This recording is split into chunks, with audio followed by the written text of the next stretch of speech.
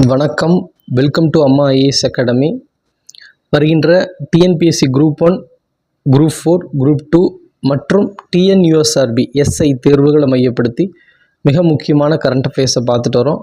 அப்படி இன்றைக்கி நம்ம பார்க்க போகிற current affairs union government schemes, மத்திய அரசின் திட்டங்கள்லேருந்து 2 முக்கியமான தற்போதும் நடைமுறையில் இருக்கிற மிக ஆக்டிவான மிக முக்கியமான திட்டங்களை பற்றி நம்ம பார்க்கலாம். ஃபஸ்ட்டு பார்க்க போகிற ஸ்கீம் வந்து சமக்ர சிக்ஷா ஸ்கீம், சமக்ர சிக்ஷா திட்டம். இந்த திட்டம் மிக முக்கியமான ஒரு திட்டமாக பார்க்கப்படுகிறது. ரீசெண்டாக நிறைய இந்த திட்டம் குறித்த செய்தித்தாளில் நம்ம பார்த்துருப்போம். இதை பற்றி மாறுபட்ட கருத்துக்களை பல்வேறு கட்சிகள் தெரிவித்தாங்க. நியூ எஜுகேஷன் பாலிசியோட சம்மந்தப்பட்டு இந்த திட்டம் வந்து பல்வேறு இடங்களில் பேசப்பட்டது. ஸோ இந்த சமக்ர சிக்ஷா ஸ்கீம் அப்படின்னா என்ன அப்படின்னா, இந்த திட்டம் 2021 கொண்டு வரப்பட்டது. இது தற்போது 2026 வரை இந்த திட்டம் வந்து நீட்டிக்கப்பட்டுள்ளது. இந்த திட்டத்தோட நோக்கம் என்னென்னா, ப்ரீ ஸ்கூல் டு 12th வரைக்கும் இருக்கிற மாணவர்களுக்கான ஒரு கல்வி எஜுகேஷன் ரிலேட்டடான ஒரு திட்டமாக இது பார்க்கப்படுகிறது.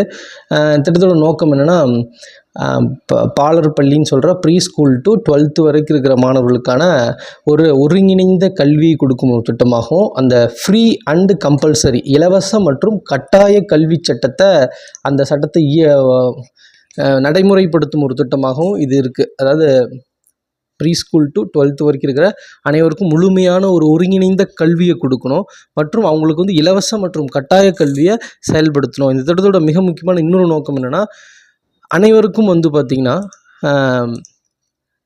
Inclusive, provide equal inclusive classroom environment and quality education. அதாவது அனைவரையும் உள்ளடக்கிய ஒரு தரமான கல்வி, சமமான கல்வி மற்றும் வகுப்பு சூழல் மற்றும் இந்த மாதிரியான ஒரு சூழ்நிலை அனைத்து குழந்தைங்களுக்கும் ஏற்படுத்தணும்.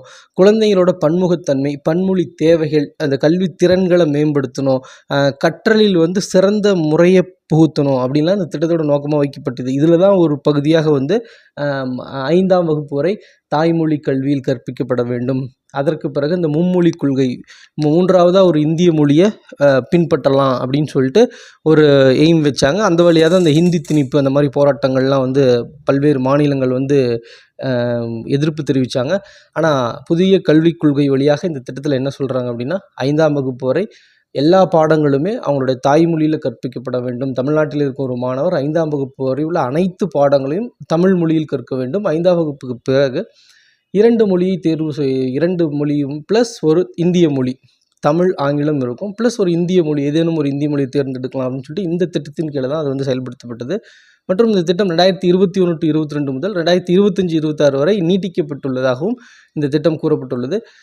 இந்த திட்டத்தில் வந்து ஒரு 4 வளர்ச்சி இலக்குகளை வந்து படிநிலையில் வச்சுருக்காங்க. அதாவது மத்திய அரசாங்கம் வந்து ஒரு வளர்ச்சியடைந்த இந்தியாவை எட்டணும் அப்படின்னா SDG, sustainable development goal for education, அதில் வந்து ஒரு 4-5 படிநிலைகள் வந்து அடுத்தடுத்து வச்சுருக்காங்க. இந்த திட்டத்தின் வழியாக என்ன சொல்கிறாங்கன்னு பார்த்தீங்கன்னா, இது எஸ்டிஜி 4 வந்து ஃபாலோ பண்ணலாம். அப்படின்னா sustainable development goal for education 4 வந்து இது நேஷ்னல் எஜுகேஷன் பாலிசியை செயல்படுத்துவதற்கான ஒரு திட்டம் அப்படின்னு சொல்லி குறிப்பிட்றாங்க.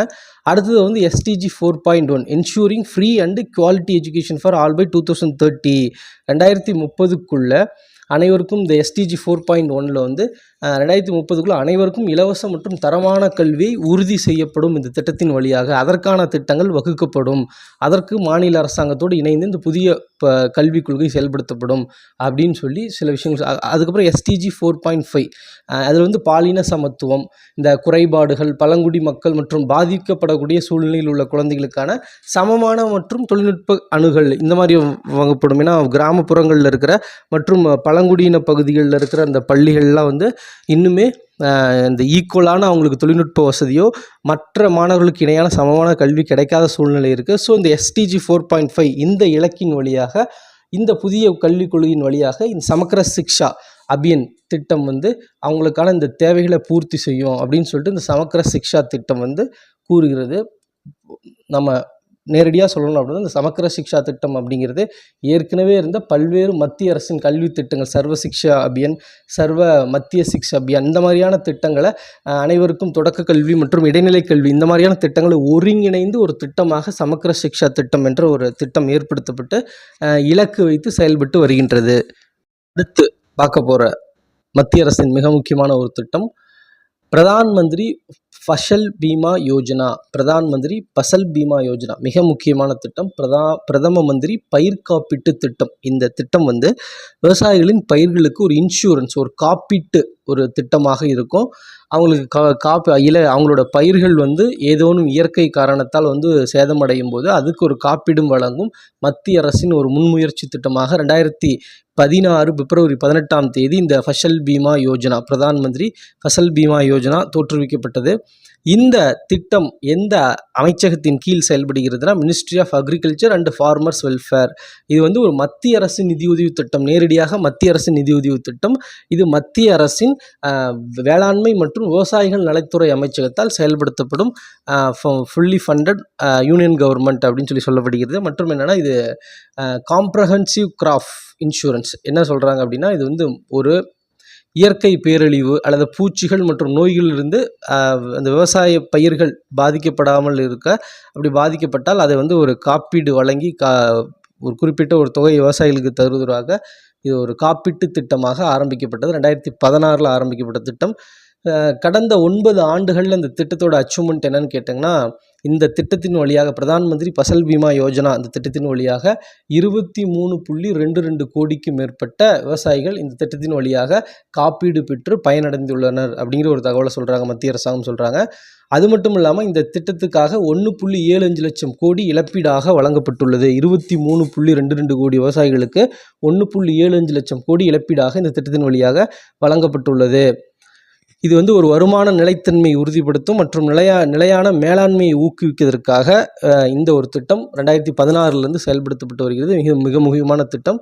விவசாயிகளின் விவசாய பயிர்களுக்கு ஒரு காப்பீடு வழங்கும் திட்டம் தான் 2016 மத்திய அரசு செயல்படுத்தப்பட்டு வரும் இந்த திட்டம். மிக முக்கியமானது. எப்படி வந்து MNREGA, Mahatma Gandhi national rural employment guarantee scheme வந்து கிராமப்புறங்களில் இருக்கும் ஏழைகளுக்கு ஆண்டுக்கு 100 நாள் குறைந்தபட்ச ஒரு வருவாயை ஏற்படுத்துவதற்காக தினக்கூலி அடிப்படையில் ஒரு வேலை ஏற்படுத்தப்பட்டதோ, அதே மாதிரியாக விவசாயிகளின் பயிர்களுக்கு அது வந்து இயற்கை பேரிடராலோ அல்லது பூச்சி அல்லது நோய்களிலிருந்து அந்த பயிர்கள் அழியும் சூழ்நிலை ஏற்பட்டாலோ அதுக்கு ஒரு காப்பீடு வழங்கி விவசாயிகளுக்கு ஒரு குறைந்தபட்ச ஒரு நிலையான விவசாயத்தை ஊக்குவிப்பதற்காக இந்த திட்டம் தோற்றுவிக்கப்பட்டது.